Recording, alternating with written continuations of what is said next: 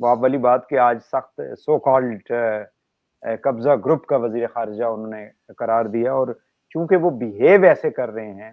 جیسے کوئی قبضہ گروپ ہی ہوتا ہے جس نے کابل پہ قبضہ کر لیا، افغانستان کے باقی جگہوں پہ قبضہ کر کے اپنی عملداری جو ہے وہ قائم کی ہوئی ہے، بین الاقوامی دنیا کے ساتھ وہ کوئی یعنی ایک جس کو کہتے ہیں ڈپلومیٹک ریلیشن رکھنا سوائے ہندوستان کے۔ اب یہاں پہ سوال یہ پیدا ہوتا ہے کہ آپ سمجھتے ہیں کہ ابھی تک ہندوستان کی جو ان کے اوپر ایک اثر و رسوخ ہے، انفلوئنس ہے، اور ان کا نہ صرف ان کے وزیر خارجہ گئے تھے عبوری، بلکہ اس کے بعد بھی ہم نے دیکھا ہے کہ فیڈرل ان کے جو کیبنٹ کے جو سینئر لوگ ہیں،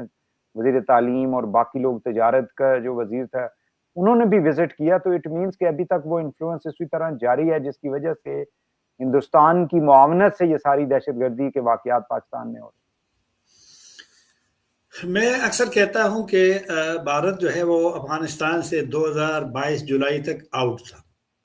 انہوں نے سفارت خانہ بند کیا تھا کابل میں، جب طالبان نے کنٹرول حاصل کیا پاکستان کا سفارت خانہ کھلا تھا، پاکستان کے چاروں قونصلیٹ ہرات اور کندہار اور جلال آباد اور مزار شریف میں کھلے تھے، بھارت کے چاروں قونصلیٹ بھی بند تھے۔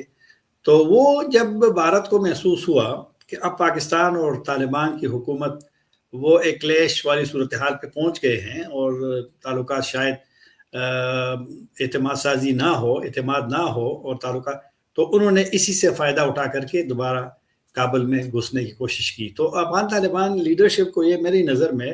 میں اور آپ صحافی کی حیثیت سے ان کو تو یہ نہیں کہہ سکتے آپ یہ کرو یا یہ نہ کرو، لیکن ان کو سوچنا پڑے گا کہ مشکل وقت میں